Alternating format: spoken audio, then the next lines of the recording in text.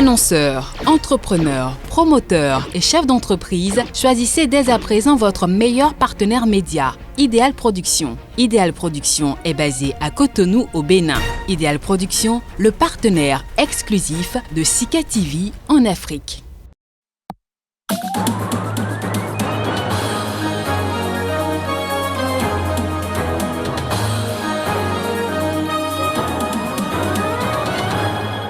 Au sommaire de cette édition, la mort du président tanzanien émeut jusqu'au sommet de plusieurs États africains.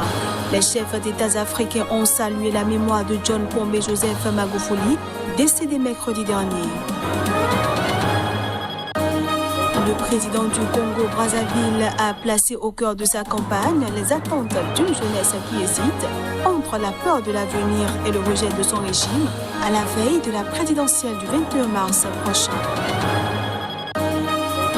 Et puis les athlètes paralympiques au Gabon manquent d'infrastructures pour s'entraîner. Alors qu'ils doivent défendre les couleurs du pays dans quelques mois, ils se contentent du peu.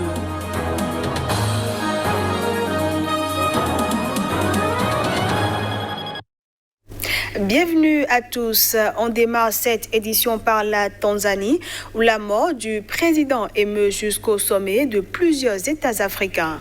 Des chefs d'État du continent ont chacun salué la mémoire de John Magufuli, décédé ce mercredi. De la Tanzanie, pays de l'Afrique de l'Est à l'Afrique du Sud, la nouvelle du décès de John Magufuli s'est très vite répandue. Cyril Ramaphosa, le président sud-africain, solennellement s'est incliné devant la mémoire de son homologue.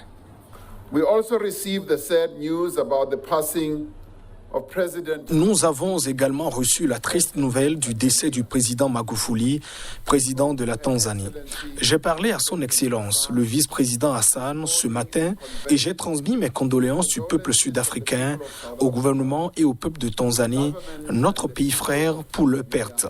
Comme nous le savons tous, la Tanzanie est un pays qui nous a soutenus dans notre lutte pour la liberté et qui a fait de grands sacrifices, interrompant et retardant son propre développement afin que nous puissions être libres.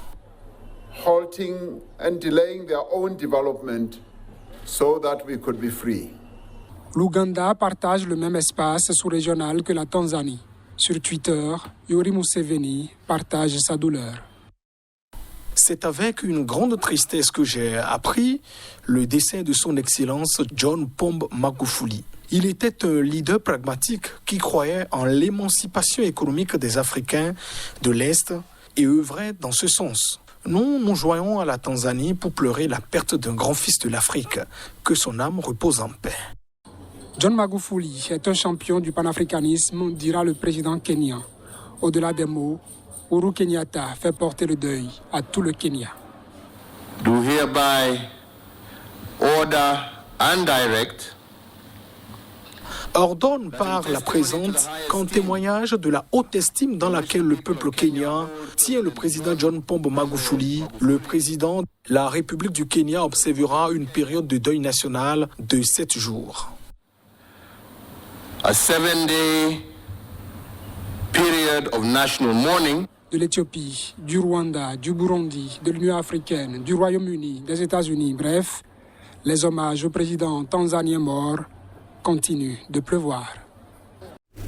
Les Maliens ont réagi après la mort des 33 soldats tués lundi dans le nord-est du pays, près des frontières du Burkina Faso et du Niger.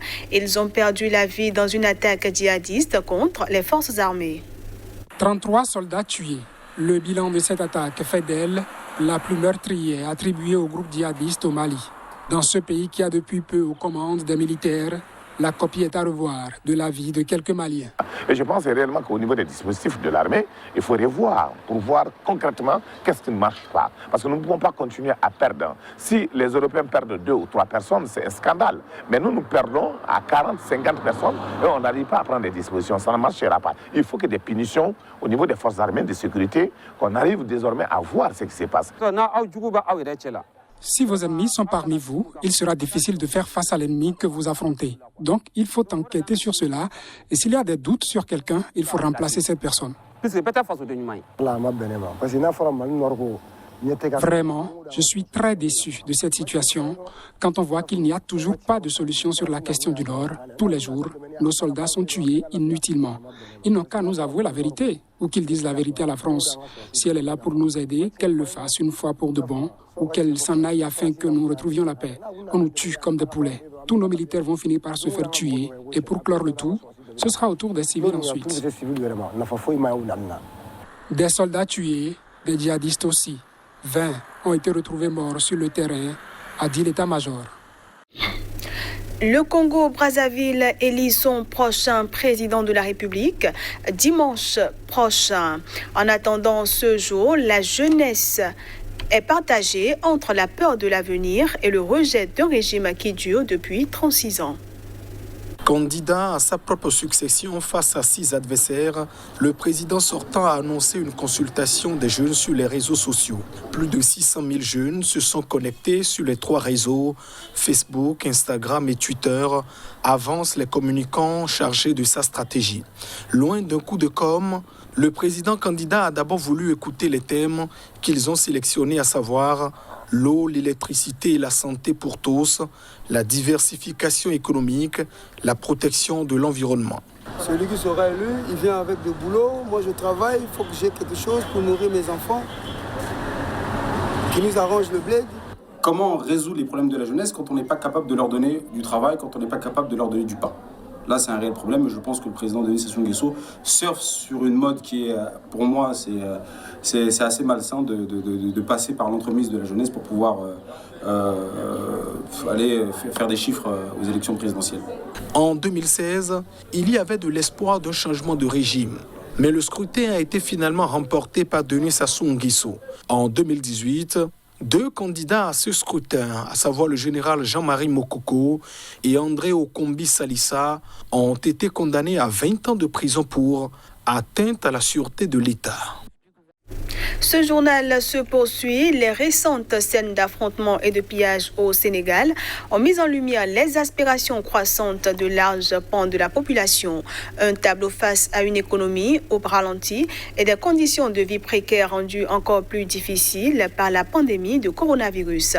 Au marché artisanal de Soumbédioune, en centre-ville de Dakar, fabricants et vendeurs désespèrent de l'absence des touristes internationaux qui constituent d'habitude l'essentiel de leur clientèle.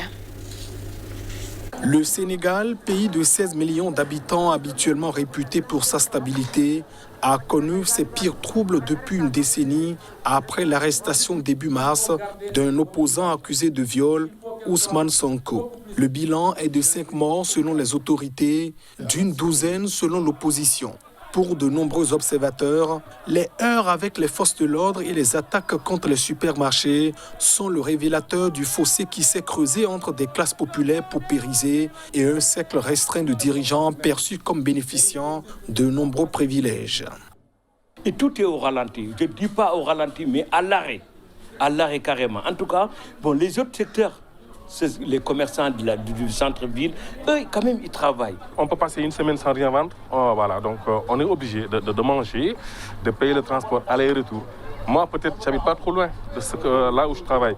Mais il y a des gens qui payent le double de ce que je paye par jour.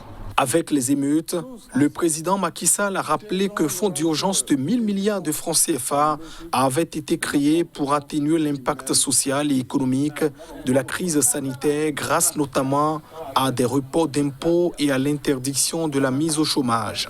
Mais le chef de l'État au pouvoir depuis 2012 a admis que les efforts pour l'emploi des jeunes restaient encore insuffisants et promis de débloquer de nouveaux fonds en leur faveur.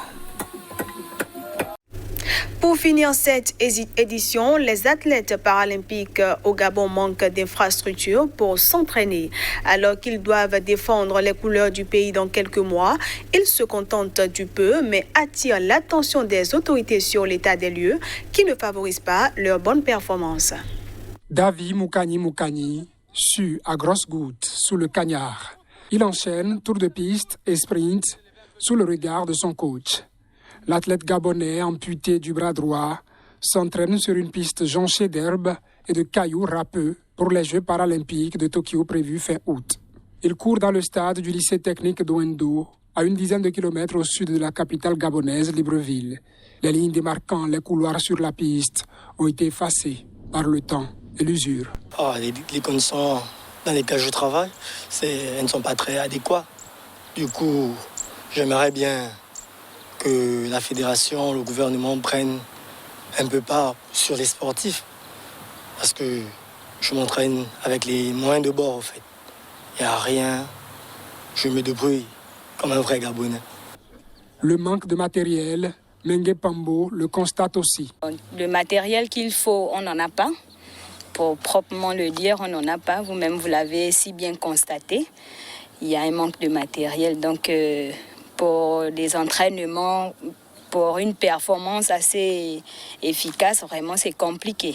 Il faudrait que le gouvernement essaye de mettre un peu plus d'accent sur le sport des personnes handicapées, afin que nous puissions apporter plus de performances au niveau de notre pays. Les athlètes paralympiques du Gabon, petit État pétrolier d'Afrique centrale d'environ 2 millions d'habitants, ont participé pour la première fois aux Jeux paralympiques en 2008 à Pékin.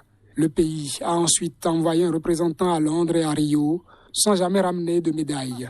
3 sportifs s'entraînent pour obtenir leur ticket pour le rendez-vous de Tokyo, prévu du 24 août au 5 septembre.